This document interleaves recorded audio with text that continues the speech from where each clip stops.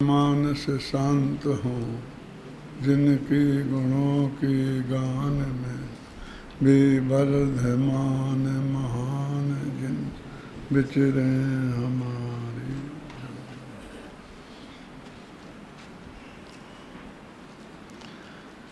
समय सार परमागम संपूर्ण होने जा रहा है।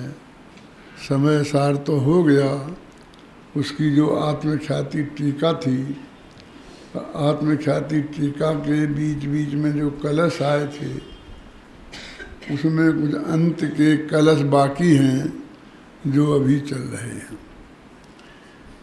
वैसे शास्त्रीय परिभाषा में जो टीकाएं अथवा जो भी प्रकरण संस्कृत गद्य और पद्य दोनों में मिलकर लिखे जाते थे कि बीच बीच में गद्य लिखने लग गए और जब मस्ती आई तो पद्य लिखने लग गए और फिर गद्य लिखने लग गए। तो ऐसे काव्यों को चंपू काव्य कहते हैं। सुना होगा ये नाम, गद्य मद्य नियम काव्यम चंपू इत्यभिधीयते। जो गद्य और मद्य दोनों मिली कविताएं होती हैं उन्हें चंपू कहते हैं। ऐसे कई शास्त्र हैं अपने चंपू नाम से। सुने एक आध के नाम, जीवनधर चंपू, गुरुदेव चंपू, वो इस तरह के ही होते हैं। इसमें कविताएं भी होती हैं, गद्य भी। नाटक होते ना, तो पहले के नाटक के ज़माने में नाटक भी बीच बीच में वो जो नायक है ना, हीरो, कविता गाने लगता था। मैंने कविता में बात करने लगता था। कविता गाना अलग बात है, कोई कविता बीच में आना मोदी जी और फिर उसे गाना वो अलग बात है, लेकिन वो बात ही कविता में करना। अब मैं जाऊंगा, तुमसे बात करते हुए बहुत देर हो गई, अब मेरे पास समय नहीं है, ये भी कहना है तो वो कविता में कहेंगे। क्या जब हमने सबसे पहले हिंदी साहित्य पढ़ाते थे, विशारद में देने थे परीक्षा, तो हमारे एक प्रोफेसर आते थे, तो वो ये कहते थे, प्रोफेसर चक्रवर्ती, कि ये पुराने लोग क्या कविताओं में बोलते थे। सीता बन जा रही है, राम बन जा रहे हैं, और वो जाके सीता से बोलते हैं कि मैं बन जा रहा हूँ, तो सीधी बात नहीं करेंगे, गा के बोलेंगे, अहम गमश्यामि महाबनम प्रिय त्वया ही वस्ताभ्ययी भाविनी। ये रामायण का है। कौन सी रामायण? वाल्मीकि रामायण।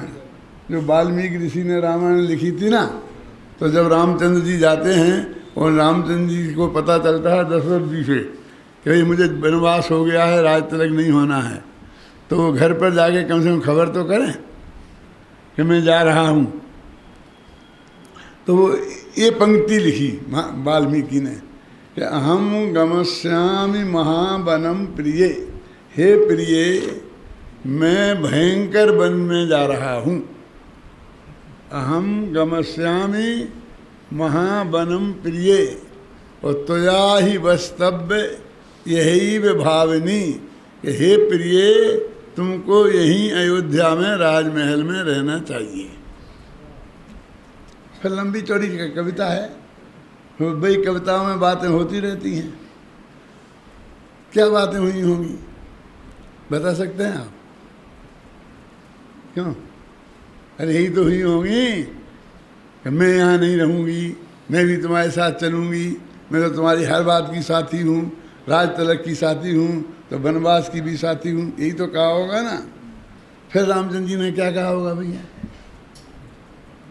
पूछना है किसी से? नहीं नहीं तू समझती नहीं है, जंगल में कितने कंटक हैं, कितनी कितनी तकलीफ़ें हैं, ये वहाँ कोई सेना के साथ थोड़ी जाना है। नंगे पैर जंगल में साधुओं के वेश में छिपकर ऐसा बन के जाना है, इसलिए छोड़ दे बात। ज़्यादा दिन की बात थोड़ी है, बस ये 12 बरस चुटकियों में चले जाएंगे। यही कुछ कहा होगा ना, तो फिर क्या कहा होगा सीता ने? आप कहो तो मैं 2 घंटे तक ये संवाद चला सकता हूँ कि किसने क्या कहा होगा, मुझे किसी से पूछने जाने की ज़रूरत नहीं है। लेकिन अंतिम में बात आपसे पूछता हूँ कि अंत में क्या हुआ। बातचीत जब समाप्त हुई होगी तब क्या हुआ था, ये बात बता दो मुझे। वो छोड़ दो, पूरी बात याद नहीं रहती है, लंबी होती है ना। अरे इसमें भी क्या दम है? सारी दुनिया को पता है कि सीता जी रामचंद्र जी के साथ वन में गई थी। इसका मतलब ये है कि जो वो संवाद हुआ था, है ना, जो स्टेज पे संवाद हुआ था, उसमें अंत में जीत सीता की हुई थी। क्योंकि सीता की बात चली कि वो कहती थी कि मैं साथ में चलूँगी, और रामचंद्र जी कहते थे तुम साथ में मत जाओ। तो अंत में वो साथ में गई, तो सीता की जीत हुई कि नहीं, ये नहीं पलट सकते हम। और तुमको बीच में कितनी पलटा पलटी कर दें, वो संवाद में बहुत पलटा पलटी हम कर सकते हैं। जो तर्क उनने दिए थे वाल्मीकि ने, हम दूसरे तर्क दे सकते हैं, लेकिन पोषण उसी बात का करना पड़ेगा। क्यों? अपन ने क्या किया पश्चाताप में? वो सारे तर्क दूसरे दिए, वो नहीं दिए जो उन लोगों ने दिए थे। वाल्मीकि ने लिखे थे और जिनने लिखे थे, पद्म पुराण वाले ने लिखे थे, वो नहीं दिए हमने, हमारे गले नहीं उतरे। हमें ये लगी ऐसा कैसे हो सकता है, हैं? जंगल में भेज दो, क्या क्या क्यों भेज दो जंगल में, क्या बात है, ऐसी उनकी गलती है क्या? भाई गलती क्या है? रावण की यहाँ इतने दिन रही थी, इसमें किसकी गलती बोलो? तुम्हारी क्यों उनकी? तुमने क्यों रहने दिया? वो राजी से गई थी, जबरदस्ती लेके गया था कोई, तो उसकी सुरक्षा की ड्यूटी किसकी थी? तुम्हारी। तो सजा किसको मिलना चाहिए? क्यों? वो बराबर बहस कर सकती थी ना कोई भी आदमी। सीधे साधे लोग थे, उन्होंने नहीं करी बहस कि हाँ साहब रावण के यहाँ रही थी तो मुझे जाना चाहिए, 1 मिनट में स्वीकार कर लिया। हैं? तू राजी खुशी से गई थी क्या? मेरे कहने का अर्थ ये है, ऐसा जो मैं कह रहा हूँ अपनी तरफ से नहीं कह रहा हूँ, आचार्यों ने हमें परमिशन दी है, लेखकों को, किसी को भी, कि वो दिमाग है ना हमारा, हम भी तो सोच सकते हैं ना, हम भी तो तर्क वितर्क कर सकते हैं ना किसी बात में। तत्व में तो सबसे ज़्यादा बिना तर्क वितर्क के स्वीकार कोई बात करते ही नहीं है। तो वो आत्मख्याति नामक टीका में सबसे पहले अध्यात्म में प्रयोग हुआ है। क्या लिखा है? इसका नाम क्या रखा? नाटक समय सार। क्योंकि चंपू जो होता है वो नाटक का भेद होता है, आप जानते हैं। तो चंपू नामक काव्य होता है, वो कविताओं का भेद नहीं है, महाकाव्य का भेद नहीं है, छंद काव्य का भेद नहीं है, गद्य काव्य का भेद नहीं है। वो कौन से काव्य का भेद है? नाटक काव्य का भेद है। वो चंपू नामक जो नाटक है, और वो तो उन्होंने वास्तव में आत्मख्याति टीका में चंपू नाम की टीका लिखी, जिसे हम चंपू काव्य कहते हैं, ऐसी टीका लिखी। लेकिन वो चंपू काव्य की जो टीकाएँ होती हैं, उनमें अधिकांश में ऐसे ही संवाद होते हैं जैसे मैंने अभी आपको बताया। पति पत्नी के होते हैं, बाप बेटे के होते हैं, भाई भाई के होते हैं, राम लक्ष्मण के होते हैं, समझे ना, सीधी सरल बातें मतलब होती हैं। अभी ये समय सार जैसी टीका में और ऐसे नहीं होते हैं जैसे इसमें है। अब इसके चंपू काव्य की विशेषता क्या है? मैंने गहरी अध्ययन किया तो अमृतचंद्राचार्य की बुद्धि पर जब हृदय का काबू कर लेता था, बुद्धि की और हृदय की लड़ाई 24 घंटा होती है। हृदय भावुक होता है और बुद्धि भावुक नहीं होती है, सोच समझ के निर्णय करने वाली होती है। नहीं, शांति से बैठो, पहले सोचना दो। हैं? अब वो आएंगे बाद में रोने लगेंगे, जो भी कहेंगे कुछ हैं, हाँ जाओ ले जाओ, सब ले जाओ, मुझे कुछ नहीं चाहिए। 1 मिनट में, अभी तक लड़ रहे थे, मर रहे थे, 1 मिनट में ऐसा कहने लगेंगे। तो जब अमृतचंद्र की हृदय पर बुद्धि हावी होती थी तब वे गद्य लिखने लगते थे, और जब बुद्धि पर हृदय हावी होता था तो कविताएं लिखने लगते थे, छंद लिखने लगते थे। आप देखना, छंदों में सब भावुकता की बात होगी और गद्य में सब तर्क वितर्क से निर्णय करने की बात होगी। ऐसा कैसे हो सकता है? ऐसा कैसे होता है? तुम्हारे कहने से हम कैसे मान लें? एवं चेद एवं स्यात्, एवं चेद एवं स्यात्, ये सारा तर्क वितर्क होगा क्या? तो अभी अंत में वो सब हो गया खत्म, चंपू काव्य खत्म हो गया। जब जब यहाँ वास्तव में बात होनी थी, कहीं सीता का, राम का, जाने आने का कहीं प्रसंग था, तो सब बातें थी। अब तो क्या हो रही है? अंतिम नमस्कार, नमस्ते, अच्छी तरह जाना, याद रखना, जब याद करें तब पधारना है, ऐसी बातें होनी है। इनमें क्या दम है? ये विदाई समारोह हो रहा है, क्यों? तो ऐसे में हमारे पुराने कवि ज़्यादातर पद्य में लिखते थे। क्यों? मंगलाचरण हमेशा पद्य में लिखेंगे, आदि शुरू करेंगे तो पद्य में, गद्य में मंगलाचरण नहीं लिखा होगा किसी ने। अंत में लिखेंगे तो मंगलाचरण लिखेंगे, और बीच में भी मंगलाचरण लिखेंगे तो दोहा लिखेंगे, माने छंद लिखेंगे।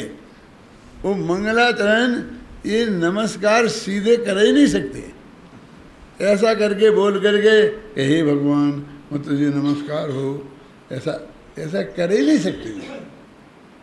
ये तो कोई ना कोई गाना गाएंगे, वो भी गाना ही है, गाथा छंद है, गद्य नहीं है। हाँ, गाथा बोलते हैं प्राकृत में, और संस्कृत में आर्या बोलते हैं। नमोकार मंत्र जानते हैं कौन से छंद में है? पद्य है जी, गद्य नहीं है। 5 पद नहीं है इसमें, 4 पद हैं, रट लिया सब ने। इस नमोकार मंत्र हैं, उसमें 5 पद होते हैं और 35 मात्राएं होती हैं और 58 अक्षर। नहीं है, सही नहीं है, छंद है वो तो। गाथा नाम का, आर्या नाम का छंद है। संस्कृत में उसे आर्या बोलते हैं, हिंदी में प्राकृत में गाथा बोलते हैं।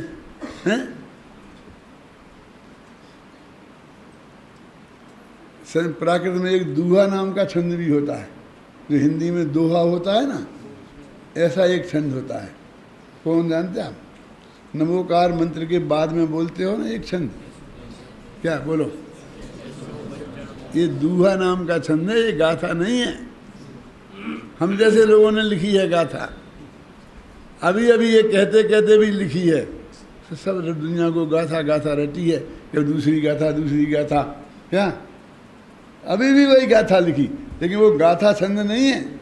कौन सा है? दूहा। दोहा नहीं, दूहा। प्राकृत में उसे दूहा नामक छंद बोलते हैं। तो उसके हैं 5 अक्षर हैं। क्या क्या उसकी परिभाषा है?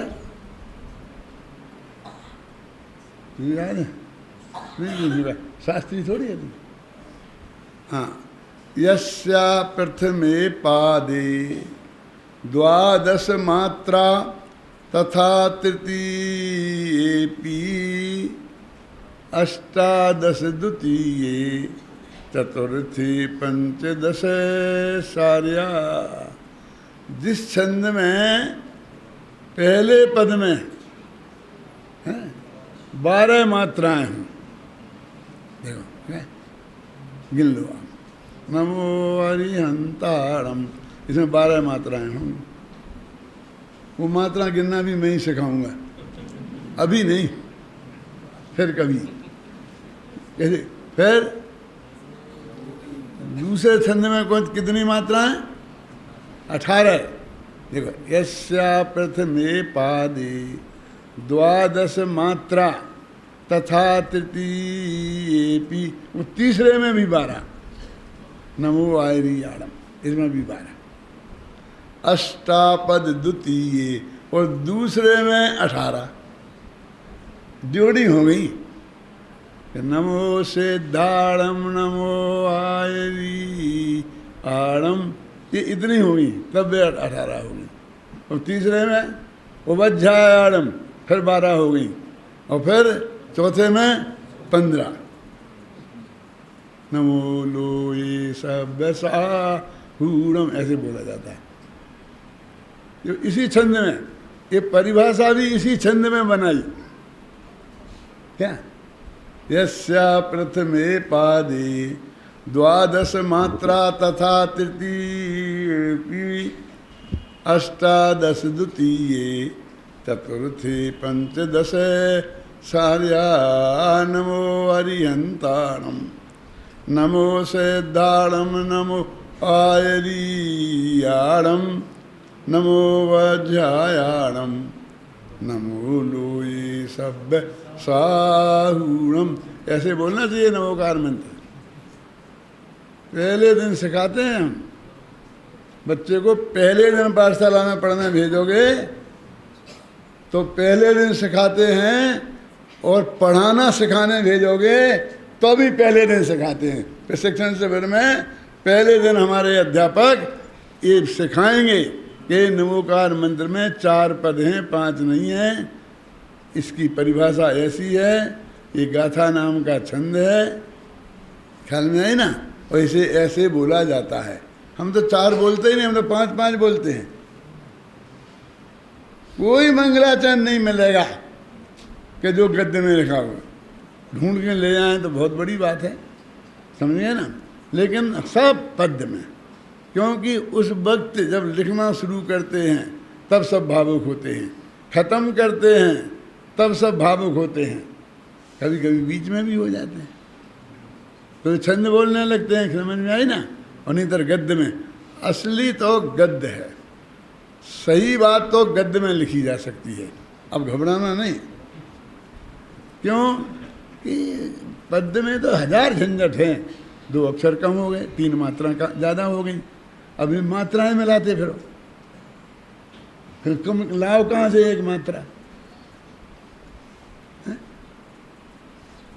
गद्य में हमें वही झंझट नहीं है, जितने अक्षर इतने मात्राएं लिखनी उतनी लिख दो, कितने होना चाहिए ये तो शर्त नहीं है ना, तो हम बहुत आज़ाद रहते हैं।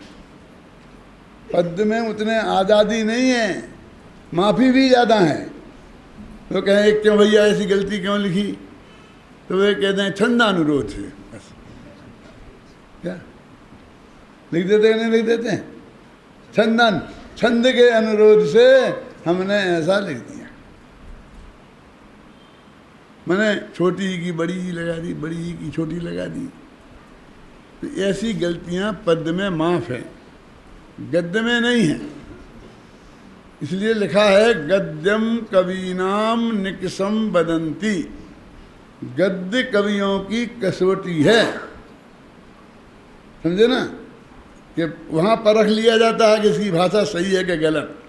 अब वहाँ कोई बहाना नहीं है कि छंद के अनुरोध से ऐसा हो गया है, आप तो पूरे सही शब्द लिखिए बिल्कुल। इसलिए आत्मख्याति टीका गद्य में लिखी है, पद्य में लिखते तो वो इतना स्पष्ट नहीं कर सकते थे, कोई नहीं कर सकता। धवला टीका भी गद्य में है, पद्य में भी आती है बीच बीच में, लेकिन गद्य में भी है। पूरी बात कहनी हो तो गद्य में लिखना ही पड़ेगा, अन्यथा वो बात स्पष्ट पूरी तरह से होती नहीं है। तो ये छंद के हैं अंत के, जो विदाई समारोह के हैं। अब इन्हें कोई नया प्रमेय तो उन्हें प्रस्तुत करना है नहीं, नई बात तो उन्हें कहनी नहीं है। जो पुरानी बातें कही हैं वे ही उनने अभी रिपीट की। कौन कौन सी रिपीट की, देखो अपन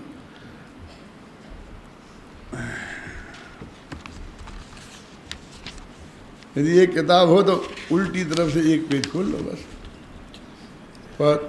पर गेयों के ज्ञान मात्र में नहीं जिनेश्वर, परगेयों के ज्ञान मात्र में नहीं जिनेश्वर।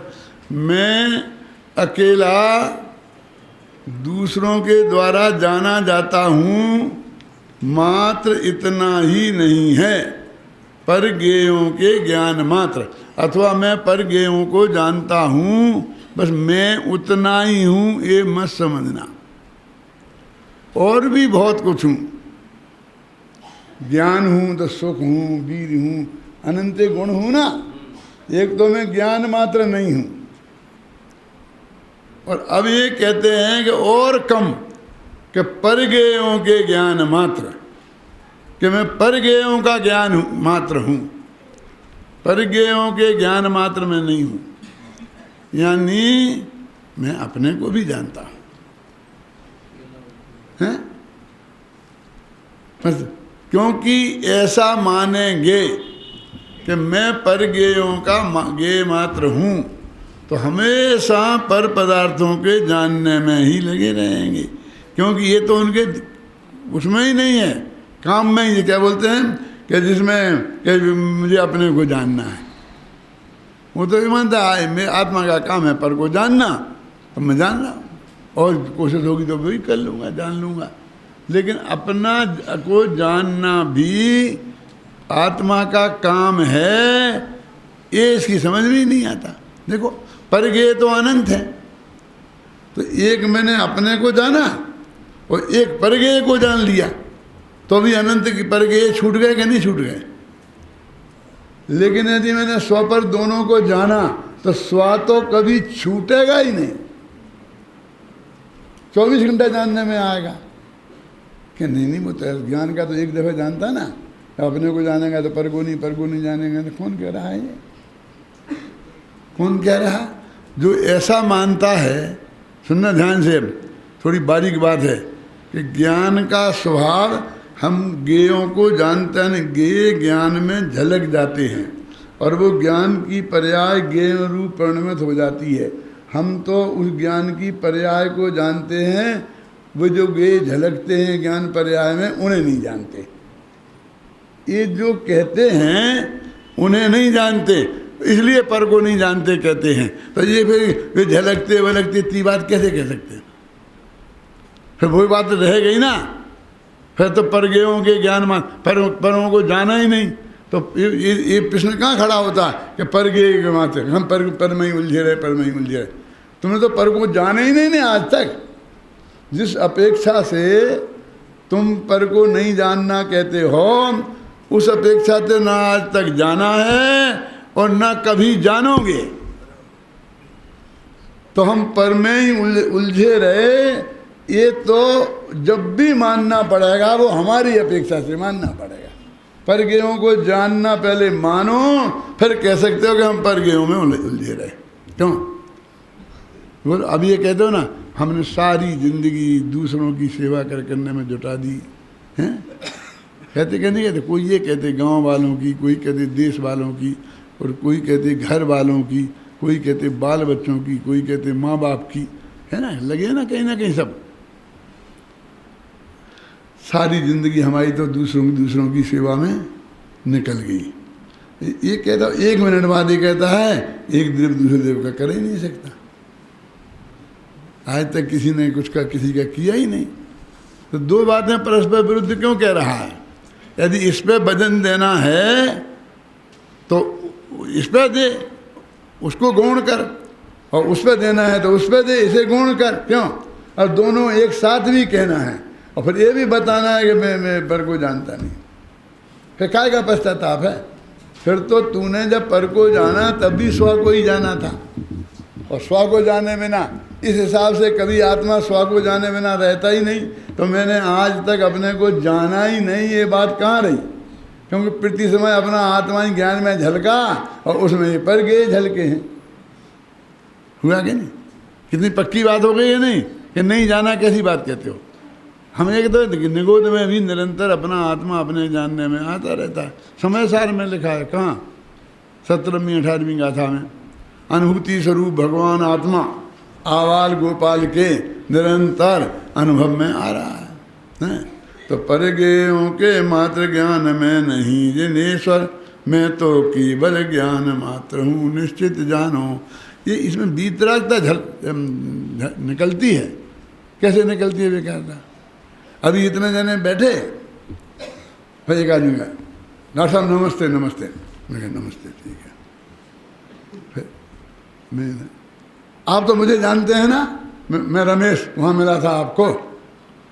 क्या अब कहते ना, मैं क्यों हाँ जानते हैं, तो भी नहीं आप मिले, याद करो, आप याद करो, कहते ना। फिर मैं कहता हूँ कि हम तो तुम्हें भी जानते हैं, इन्हें भी जानते हैं, इन्हें भी जानते हैं, इन्हें भी जानते हैं। क्या समझ में आए? क्या है इसका अर्थ? अकेले तुम्हें थोड़ी जानते हैं। तुम सोच रहे हो कि हम पीछे बैठे हैं, अभी डॉक्टर साहब से परिचय निकाल के और फिर वे कहेंगे आगे आ जाओ भैया। धोखे में मत रहना। क्यों? जैसे परिचय के आधार पर तुम आगे बुलाने की आशा हमसे लगाए हो, ऐसा परिचय हमारा सबसे है। यदि हम ऐसे बुलाने लग जाएंगे तो किस किस को बुलाएंगे बोलो? हमारे घर आओगे जब जरूर बुलाएंगे कि आओ आओ इधर बैठो, आगे आ तो बगल में बोला। क्यों? यहाँ प्रवचन में नहीं बुलाएंगे। तुम कितना ही परिचय निकाल के बताओ, जानते हो ना, जानते हो ना। अरे भाई कह दे जानते हैं, क्या करेगा? जान के क्या करना है? जान के जो तू करना चाहता है वो नहीं होगा। यही अर्थ है ना उसका। वो बार बार कहता है जानते हो कि नहीं जानते हो। ऐसे ही ये कह रहे हैं कि भैया मैं अकेला परज्ञों को जानने वाला नहीं हूँ, और चीज़ों को भी मैं जानता हूँ। ज्ञेयों के आकार ज्ञान की कल्लोलों में, हर ज्ञेय पदार्थों के जो आकार हैं वो ज्ञान की कल्लोलों में झलकते हैं। वो जैसे दर्पण में झलकते हैं ना, तो इस तरह जे आत्मा आकार में परिणत हो गया ना, तो ये ज्ञाता भी है, जानने वाला भी है ना, और ज्ञान भी है और ज्ञेय भी है। और मैं तो न ज्ञाता न ज्ञान और न ज्ञेय, बस वस्तु मात्र हूँ। मुझे ये अकेले पे आ गया बस। उनने निष्कर्ष बताया कि मैं तो आत्मा हूँ। वो तो आत्मा भी नहीं कहना चाहते हैं, वो तो कहते मैं तो एक वस्तु मात्र हूँ। बस मैं ऐसा, मैं कुछ नहीं हूँ ऐसा नहीं है। बस इससे आगे नहीं बढ़ना। बस इसका नाम धर्म है। ये कैसा धर्म है जी? कि ध्यान करो, किसका करें? ये वस्तु मात्र है जो, कि वो तो हमें दिखते ही नहीं है, नहीं दिखता है तो जो भी हो, बस इसका ध्यान करना है और किसी का नहीं करना है। अपना अपना ऐसा क्यों बोलते हो? इसका बोला बताया ना तुम्हें, जो ज्ञाता है, ज्ञान है, ज्ञेय रूप है, ऐसा वस्तु मात्र मैं हूँ। फिर कहते कैसी बात करते हो आप? ये कभी हमें अनेकाकार दिखता है, कभी एकाकार दिखता है, कभी हमें मेला दिखता है, कभी हमें सांप दिखता है, कभी हमें क्या है, चार शब्द बताए थे ना, मेला, अनेकाकार और वो अशुद्ध। अशुद्ध और मेला तो एक ही है ना, कि ये 4-5 अर्थ बताए थे, ये है। तो कभी ऐसा दिखता है, कभी ऐसा दिखता है। तो दिखता है तेरी आंख में खराबी है कि नहीं, वो है ऐसा। फिर कभी क्यों लगाते हो? फिर वो तो सदा ही है ना, जरा समझना। फिर कभी क्यों लगाते हो? अरे कभी तो वह अपेक्षा लगाते हैं, इस अपेक्षा ऐसा है, इस अपेक्षा ऐसा है ना। कलर की अपेक्षा लाल है, ऊंचाई की अपेक्षा 5 फुट है। आप समझे ना? ये तो हम वो अपेक्षा लगाते हैं। जैसे एक आदमी है, वो 5.5 फुट लंबा है, तो वो 24 घंटा है कि नहीं? कि जब हम देखते हैं तब है, कि जब हम कहते हैं तब ही है। कहते रहते हैं कभी इतना, किसी अपेक्षा इतना, ऐसा है उसका अर्थ, किसी अपेक्षा इतना, किसी अपेक्षा। तो जब ये अपेक्षा खड़ी होगी तब हम इतना कहेंगे। बाकी उसे होने के लिए 24 घंटा किसी की अपेक्षा की जरूरत नहीं है। वस्तु है निरपेक्ष और उसके कथन है सापेक्ष। कहेंगे तो अपेक्षा लगानी पड़ेगी। तो इसलिए कहते भैया वही भगवान आत्मा जो सिर्फ वस्तु मात्र है, जिसमें कोई भेद नहीं है। कभी अमेचक कहा जाता है, कभी मेचक कहा जाता है, कभी मेच का मेचक कहा जाता है। पहले ये क्या कर रहे, बदला बदली के बदला बदली नहीं कर रहे। उसी आत्मा को इन अनेक दृष्टियों से देखा जा सकता है। ये अनेक नहीं है, ऐसी अनेक हैं, ये तो एक है। कभी मेचक, कभी अमेचक, कभी मेच का मेचक, ये तीनों मिलाकर एक दृष्टि है। और ऐसी तीन तीन की एक एक ऐसी अनंत दृष्टियां हैं। हर एक में लगाएंगे ना, समझिए ना कि हम संयोग की दृष्टि से देखेंगे तो अशुद्ध दिखेगी, संयोग नहीं देखेंगे तो बिल्कुल शुद्ध दिखाई देगी। अभी आप देखिए कि एक पीला कांच है ना। अब अपन को वो कांच पीला दिखता है ना। अब अपन को ये दो चीज़ें दिख रही, कांच और पीला। तो तुम पागल कहोगे, पीला कांच नहीं समझ में नहीं आता, उसके भी दो टुकड़े कर दिए, एक कांच और एक पीला। क्यों? अभी आंख बंद कर लें तो पीला तो नहीं दिखेगा, और हाथ से ऐसा छूते रहें तो कांच दिखेगा कि नहीं दिखेगा? बोलो, स्पर्शेंद्रिय से भी तो कांच दिखता है ना। तो फिर पीला और दिखना ये दो चीजें हो गई कि नहीं? अभी आपको एक ऐसा चश्मा दें कि जिसमें वो पीला कांच पीला नहीं दिखकर सफेद दिखे, हो सकता है ना? मानो पीला रंग नहीं दिखे, पीला रंग वहाँ से हटाने की जरूरत नहीं है। वो कमाल किया है, वो तुम्हारी आँख में किया है, माने तुम्हारी दृष्टि में वो कमाल किया है कि वो भगवान आत्मा में अनंत राग देश थे मोटानी जी। और हमने कहा तुम शुद्ध देखो, दिखाओ दिखाओ, तो तुम कहते हो तुम उसके ऊपर लगाओ दर्पण कांच। अरे उस पर क्यों लगाएं? तुम्हारे चेहरे पर लगाएंगे, तुम्हारे चेहरे पर लगाएंगे तो वो हमको पीले का सफ़ेद दिखाई देगा। जैसे पीला दिखाता है वो ऐसे पीले को अलग करके भी दिखा सकता है। और फिर कहेंगे एक्चुअल में ये ऐसा है। अब वो सबको लगा दें वो चश्मा? अरे उसमें क्या रोजाना दिन ना रात हम देखते हैं ना कि ये कलर है, ये रंग है, पानी है, और इसमें हमने ये मिलाया तो ये लाल पानी दिखने लग गया। पानी लाल नहीं होता है, और कलर मिलाते हैं तो पानी लाल दिखाई लेने लगता है। ऐसे लोगों को लाल पानी भी सफ़ेद दिख सकता है। समझे? आप सुनेगा कि नहीं?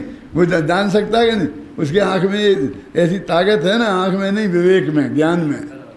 ये ज्ञान में ये ताकत है कि नहीं कि उसे अलग देख ले और उसे अलग देख ले, अलग अलग देख ले। ये तो है ही। अब देखो एक और है, उसे देखे और दूसरे को देखे ही नहीं, और वो वहीं रहेगा। ऐसा क्या हो सकता है? ऐसा भी करते हैं अभी क्या?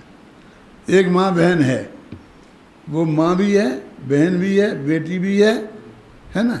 सीता है वो जनक की बेटी है, भामंडल की बहन है, राम की पत्नी है, लव कुश की माँ है। ये चारों चीज़ें उसमें ठसाठस भरी हैं कि नहीं? लेकिन लव कुश उसमें सिर्फ माँपन को देख सकते हैं और दो चीज़ें नहीं देखें। क्यों? जनक उसमें अकेला बेटीपन देख सकते हैं और कुछ नहीं देखें। ये नहीं कहें तुम हटा दे पहले वो पर्दा। कौन सा पर्दा हटाना है? तेरे को विवेक का पर्दा लगाना है, न तेरी आंख में कुछ लगाना है, न मेरी आंख में कुछ लगाना है। तो ऐसे ही इस ज्ञान में जिन पदार्थों से मिक्सचर पर द्रव्य दिखाई देते हैं, उन पदार्थों से हटा लेने पे नहीं, मिले रहते हुए भी उनसे रहित देखा जा सकता है। तो हम निगोद में हमारे आत्मा को सिद्ध देखा जा सकता है कि नहीं? अभी हमारे आत्मा को सिद्ध देखा जा सकता है कि नहीं? एक दृष्टि है जनागम में, हैं? एक दृष्टि है कि नहीं? तो देखो कहाँ गया है,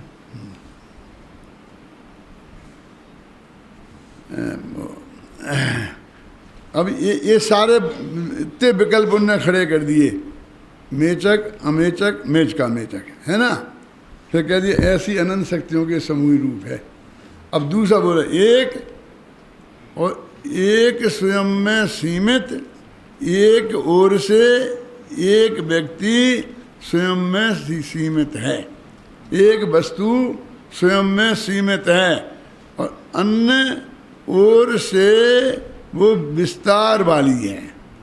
तीन जोड़े हैं इसमें। कौन कौन से कल बताए थे ना? कौन कौन से हैं बोलो? एक और अनेक, एक सीमित और विस्तारमयी, एक ध्रुव और उसके विरुद्ध क्षणिक। दो लाइनों में तीन जोड़े हैं, मिल गया। देखो, एक ओर से एक स्वयं में सीमित और ध्रुव, अन्य ओर से नेक क्षणिक विस्तारमयी है। तो तीन जोड़े इसमें आ गए। अब और लगाते जाओ। अहो आत्मा का अद्भुत यह वैभव देखो, कैसा कुछ नहीं किया वहाँ, वो वैसा ही का वैसा है। और हमको कभी मेचक, कभी अमेचक, कभी सीमित, कभी विस्तार, सब दिखाई देता है। और हमको कभी शंका ही खड़ी नहीं होती है, हमको कभी ऐसा लगता ही नहीं है कि शंका कि ऐसा हो जाएगा। और तुम्हें कहता हमें तो जचता ही नहीं है, हमें जचता ही नहीं, ऐसा कैसे हो सकता है, कैसे हो सकता है ना। ये मैं वैसे पढ़ चुका हूँ, सिर्फ बहुत संक्षेप में द्वारा पढ़ रहा हूँ। एक ओर से शांत मुक्त चिन्मात्र, एक ओर से देखो तो ये भगवान आत्मा शांत दिखता है, मुक्त दिखता है, मोक्ष में है, संसार में है ही नहीं। और चिन्मात्र बस चैतन्य चैतन्य चैतन्य ज्योति है। एक ओर से शांत मुक्त और चिन्मात्र दिखता, और अन्य ओर से भव भव पीड़ित। दूसरी तरफ से देखो तो संसार में रखड़ रहा है, बहुत दुख पा रहा है, राग देशमय और राग देश से रंगा हुआ है। वो एक ही आत्मा एक ही समय में, ऐसा नहीं मोक्ष में चले जाएगा तो शांत दिख जाएगा, अभी अशांत दिख रहा। जब वो अशांत दिख रहा है तभी वो परम शांत है। जब आपको बहुत जोर का गुस्सा आ रहा है तब आप सिद्ध भगवान जैसे शांत हो। अब ये समझ में आना चाहिए कि हमें तो जब आएंगे तब हम दिखेंगे, सिद्ध जैसे होंगे। तो वो कहते हैं कि तुम पहले मानो, नहीं तो तुम होगे नहीं, बाद में होगी। वो कहता हम पहले तुम हमें करो तब हम मानेंगे। तो लड़ते रहो, क्यों? बोलो क्या कह रहे? वो कहते तुम पहले मानो, क्या कह रहे कि तुम अपने को सम्यक दृष्टि हो, ये पहले मानो तो तुम सम्यक दृष्टि हो। वो कहते पहले हमें सम्यक दृष्टि बनाओ तो फिर हम सम्यक दृष्टि मानेंगे। कभी कभी दूसरे आदमी की बात कितनी सही लगती, ईमानदारी की बात कह रहा, बना है तो है ही नहीं, आनंद तो दुख हो रहे, और कहे तुम अपने को सुखी मानो, शांत मानो, हैं महामिथ्या दृष्टि तो रखे हैं, और कहते अपने को सम्यक दृष्टि मानो। कैसे मान ले? नहीं दिखता है। अब वो मालूम से क्या कह रहा है नीचे की पंक्ति में, अहो आत्मा का अद्भुत यह वैभव देखो। ये आत्मा का अद्भुत वैभव देखो कि एकदम क्रोध में जलता हुआ व्यक्ति क्रोधी भी दिख रहा है और एकदम शांत भी दिख रहा है। देखा ना, एक ओर से शांत मुक्त चिन्मात्र दिखता, अन्य ओर से भव भव पीड़ित, ये शांत के विरुद्ध है। और राग देशमय है ना, और तीन लोकमय भाषित होता नहीं, अभी ना, अन्य ओर से भव भव पीड़ित राग देश में दिखता है। और 3 लोकमय भाषित होता विविध नयों से। अलग अलग नय हैं और उन नयों से अलग अलग भाषित होता है। कितने नय हैं? नए चक्र तो पढ़ा होगा ना, पहले ही दूसरे तीसरे पेज पे लिखा है कि नए कितने हैं, और जवाब क्या दिया है? एक। न्यायाधिराज तो एक ही होता है। 2 कि निश्चय और व्यवहार अथवा द्रव्यार्थ पदार्थ है कि 3 है ना? फिर कहते 4 5 6 7 8 9 10 हजार 10,000 लाख करोड़ संख्य असंख्य अनंत। क्या हो गया? अनंत भी नए ऐसा लिखा है उसमें।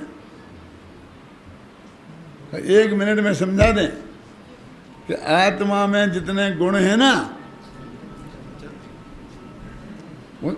हर गुण को एक पकड़ने वाला एक नय है, तो अनंत नय हो गए। आत्मा में ज्ञान है तो ज्ञान नय से पकड़ में आएगा। सुख है तो सुख नाम का भी एक नय है, अनंत है। असंख्य कैसे हैं? असंख्य वचन विकल्पा, वचन के विकल्प जितने हैं, यावत नया त्यावत वचन विकल्पा, वचनों के विकल्प उतने हैं। अब लगा लो, आप 1 सेकंड में लगा देंगे। तुम जितने कहो वैसे बता देंगे। ये सही घटना है हेमचंद जी कि जब मैं सबसे पहले मुरैना विद्यालय में पढ़ता था, 17 वर्ष का था, लेकिन मिडिल स्कूल में हेड मास्टर बन के चला गया था पढ़ाने के लिए। तो वहाँ मैं पढ़ाता था द्रव्य संग्रह अपने विद्यार्थियों को। एक ब्रह्मचारी चांदमल जी थे जो उदयपुर के आश्रम में रहते थे, और उदयपुर का आश्रम उनने खोला था। उदयपुर वाले यहाँ होंगे वो जानते होंगे, ब्रह्मचारी चांदमल जी। तो वो हमारी विद्यालय के भी अधिष्ठाता थे। तो वो आए थे जांच करने के लिए। जांच करने के लिए आए, ऐसे ही विद्यार्थियों को बैठा था, उनसे पूछा कि दीप कितने प्रकार के थे? कोई 1, कोई 2, कोई 3, कोई 4, ऐसा बोला। उनको ट्रेनिंग दी थी कि तुम 1 बोलना, तुम 2 बोलना, तुम 3 बोलना है। क्या तो एकदम आग बबूला हो गए। कौन ने पढ़ाया, किसने पढ़ाया? मुझे आता जाता है नहीं है, ये क्या पढ़ाया? बुलाओ मंत्री जी को, उनको बुलाओ। नहीं क्यों, क्या क्या हो गया? हो क्या गया? देख भी रहा सामने, ऐसा पढ़ाया। कोई 1 कहता, कोई 2 कहता, कोई 3 कहता। तो मैंने कहा महाराज गुस्सा क्यों होते हो? जो वो जितना कहता उससे पूछो ना। वो 2 कहता है तो पूछो 2 कौन से हैं।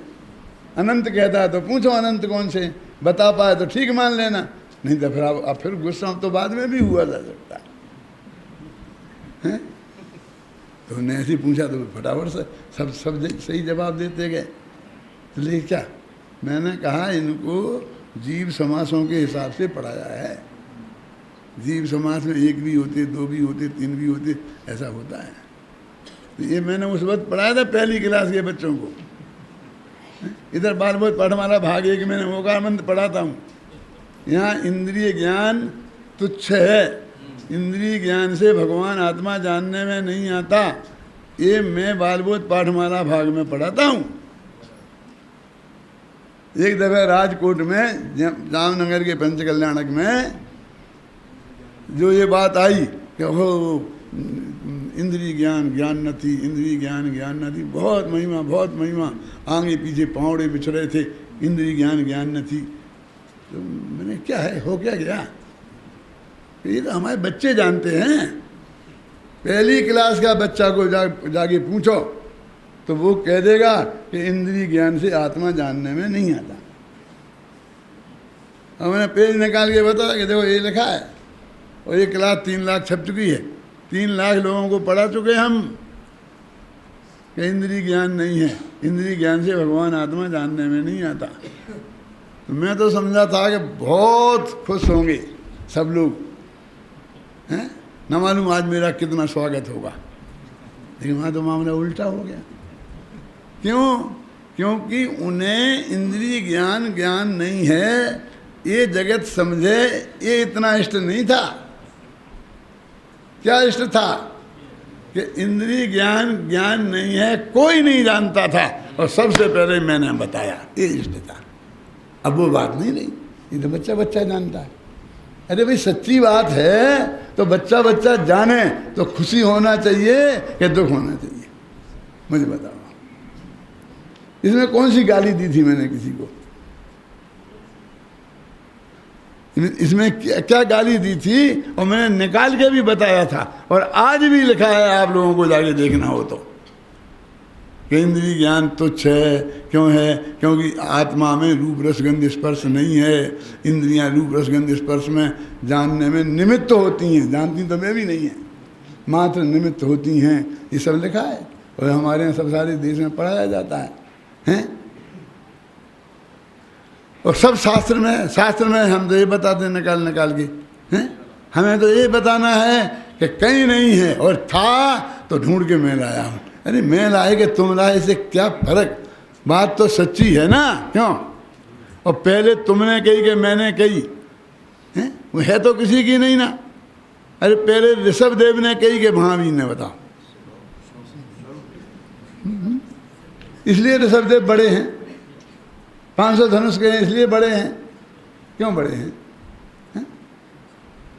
अरे बड़े हैं ही नहीं। तीर्थंकरों में छोटे बड़े का भेद करना, हमने एक मंदिरों में भी झगड़ा खड़ा कर दिया। अभी यहाँ 24 तीर्थंकरों को सिर्फ यहाँ से उठा के वहाँ रखने तक की बोली बोलो। कोई लाख में जाएंगे, कोई मुफ्त में भी कोई नहीं लेगा। कितना घना अंधकार है इस जगत में। और मैं बताऊं तो मुझको ही अंधा कहेंगे, मूर्ख कहेंगे, द्वारा नहीं बुलाएंगे। यदि मैं ये बताऊं तो इतना मैंने स्पष्ट कह दिया, और फिर भी मैं कहता हूं करके देख लो प्रयोग। क्या सब एक रेट में नहीं जाएंगे? चाहे वो 5 रुपए में चले जाएं और चाहे 5-5 लाख में जाएं, मुझे उसकी बात नहीं है, एक में नहीं जाएंगे। पारसनाथ की तो जो कीमत ज़्यादा मिलेगी तो मिलेगी, और शांतिनाथ के जितने पैसे ज़्यादा हैं वो तो मिलेंगे ही। तुम चाहते हो मल्लीनाथ को भी शांतिनाथ के भाव करना चाहते हो, बोलो। अभी कहते हो देखो बस 5-5 रुपए में भगवान विराजमान करना है, सब अपने अपने जाके उठा लो, तो अभी वे 19 उठेंगे, 5 फिर भी बचे रहेंगे जिन्हें कोई नहीं पूछेगा। क्या मैं उठा लूंगा भैया, 5 में कर देता हूँ। ये क्या है? तीर्थंकरों में तुमने भेद डालना शुरू किया, छोटे बड़े का, तो कहाँ तक गाड़ी पहुँच गई?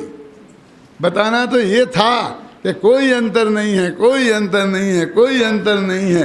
और हमने अंतर ही अंतर बता, और उसको उसमें आग लगाई, बोलियां लगा के। उस छोटे बड़ेपन को आग लगाई का मतलब समझते हैं वो? मतलब और प्रोत्साहित किया, किया क्या नहीं किया? क्या बताना चाहिए, क्या समझाना चाहिए? कि इनमें कोई अंतर नहीं है 24 तीर्थंकरों में, कोई अंतर नहीं है 24 तीर्थंकरों में। लेकिन हमारा कोई आदमी बुद्धि ऐसी चलती ही नहीं है कहीं पर। देखो कहाँ से भैया अपन मालूम है? एक ओर से शांत मुक्त चिन्ह मात्र दिखता, अन्य ओर से भव भव पीड़ित राग देश में। एक ही वस्तु एक ओर से ऐसी दिखाई देती है और एक ओर से भव भव पीड़ित राग देश में मैली कुचैली, वो एक में शांत शुद्ध बुद्ध निरंजन निराकार। 3 लोकमय भाषित, एक में 3 लोकमय भाषित, और एक में परद्रव्य से बिल्कुल अत्यंता भाव है। वज्र की दीवार खड़ी है, किसी परद्रव्य से कुछ लेना देना नहीं। आता कि नहीं आता? एक ओर से 3 लोकमय भाषित होता और विविध, लेकिन ये सब बातें विविध नयों से घटित होंगी। अहो आत्मा का अद्भुत है वैभव, देखो ये आत्मा का ये अद्भुत वैभव है। 1 घंटा समझाने के बाद जब मैं फिर बोलूं अहो आत्मा का अद्भुत है वैभव देखो, तो कोई के आत्मा चेहरे पर अद्भुत रस दिखाई नहीं देता। अद्भुत रस समझते हैं? ऐसा ऐसा दिखाई देगा। अभी एक हीरा दिखाए ना, ये बहुत कीमती है, उठा के तो लाए अमेरिकन, समझे ना, बिल्कुल कोई कीमत नहीं है। फिर उसके यहाँ गीत गाएं और लगा लगा के फिर दिखाएं, और फिर उसको देखने की 100 रुपया फीस लगाएं, लेन लगेगी? लगेगी कि नहीं लगेगी? और बाद में साफ शब्दों में कह दें ये कांच का टुकड़ा है, क्यों है? क्या पता ही, उसको देख करके आना चाहिए ना आश्चर्य, यदि कुछ उसे देख करके समझ में आया है तो है? तो वो कहते हैं कि इसे अद्भुत, इसे आश्चर्य लग ही नहीं रहा है कि वस्तु का स्वरूप दोनों बातें एक साथ रहती हैं।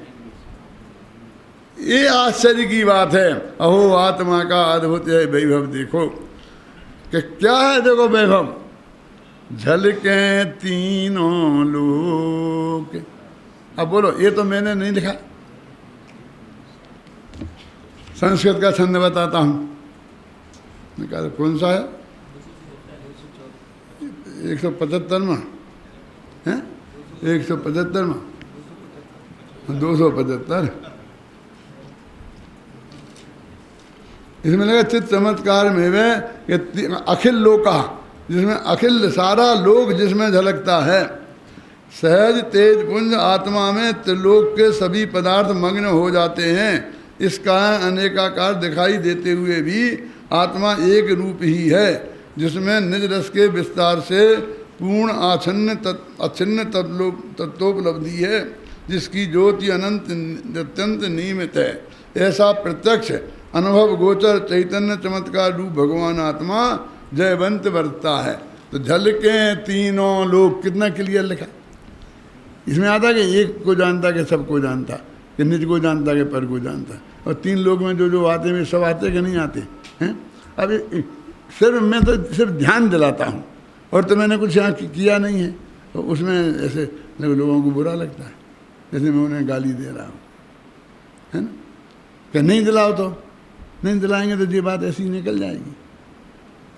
तो इतनी महत्वपूर्ण बात है जिसमें इतना आश्चर्य होना चाहिए। क्या कमल जी, तो ऐसी निकल जाने वाली है, सचमुच निकल जाती ना है? तो ऐसी निकल जाए कि हमारे ध्यान में आए। बोलो क्या करना है? झलके तीनों लोक सहज तेज के पुंज में, यद्यपि एक स्वरूप तदपि दिखा भेद दिखाई दे। हैं तो ये सब एक स्वरूप, और फिर भी भेद दिखाई देगा। बोलो क्या करो, फिर भी भेद दिखाई दे। कितना क्लियर लगा। ये जो भाई साहब इतने बड़े बड़े छंद, इनके एक एक दोहा में लिखना पसीना छूट जाता है। पूरा भाव आना चाहिए, पूरा आ जाए वो भाव। ये बहुत बड़े बड़े पंडित बैठे हैं हेमचंद जी जैसे, जितना हमारी भगिया खींच दें, वहाँ घर तक नहीं जान दें, खाना खाना मुश्किल हो जाए यदि वो भाव उसमें नहीं होगा तो। क्यों? वो उसमें आना चाहिए ना। छोटे छंद में 8 लाइन के छंद का अर्थ 2 लाइन में आए। आप जानो एक समय हो गया क्या भैया? अभी तो मैं तो सुनाऊंगा, सच्ची घटना बताता हूँ। 16वीं शताब्दी में 2 कवि हुए हैं। एक का नाम है देव और एक का नाम है बिहारी।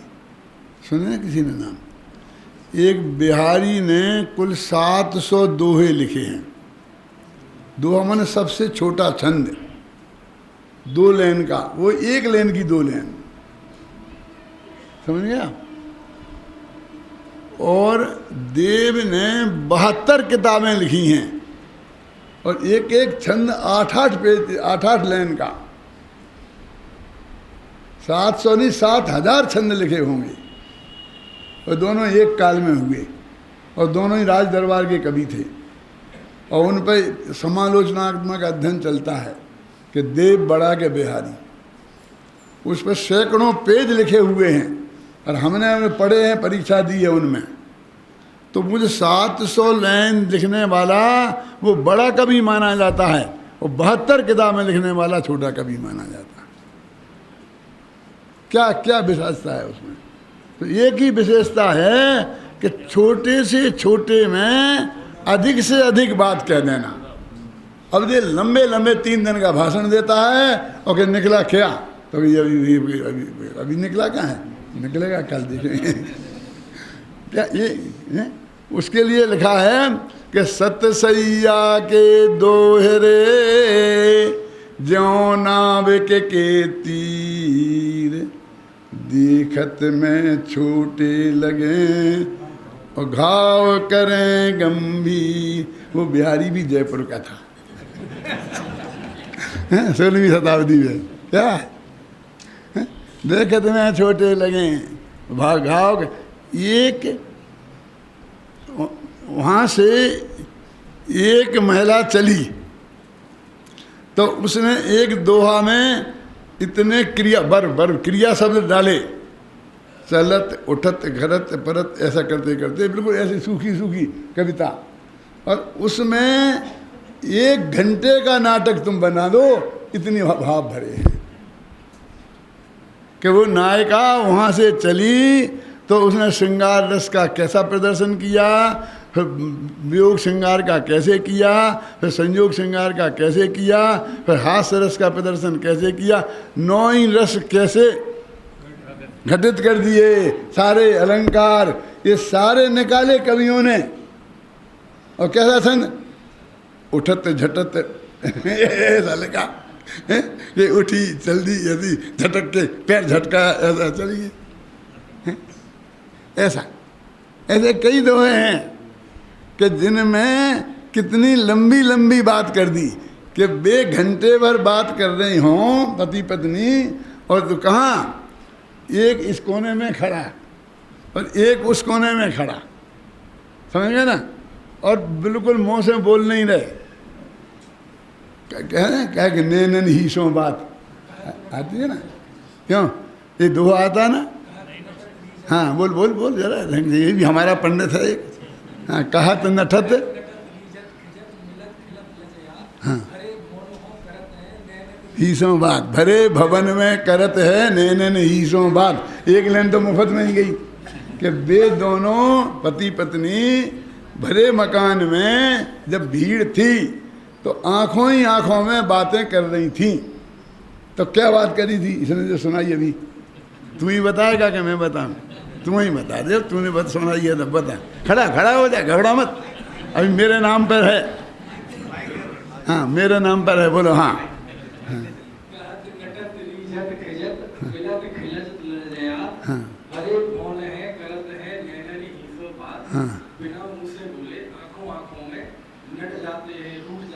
हाँ नटत, ऐसा एक एक बोल। नटत माने उसने कही नहीं, कोई बात जाना है उसने कही होगी चलना नहीं, समझ नहीं आई ऐसे बता है क्या होता है।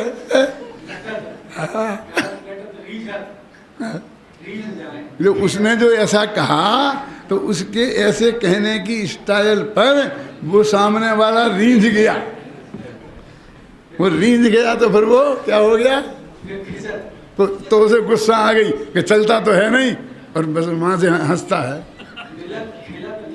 फिर वो मिलते हैं, फिर वो उनको शर्म आ जाती है आपस में, तो चेहरे पे शर्म आती। तो वो सारे दृश्य कवियों ने उतने 10-20 चित्र बनाए, उस एक दोहे की एक लाइन के 20 चित्र बनाए। इन्हें बोलते हैं चित्र काव्य। कि ये सारे चित्र यहाँ से यहाँ तक बना दिए और नीचे एक दोहा की लाइन लिख दी, और आप यहाँ से देखते जाओ नटत कहत, ऐसा ये नटत का, ये कहत का, ये लिदियात का। आप समझ कैसे हमने सारी जिंदगी ऐसी उसमें ही खोई है।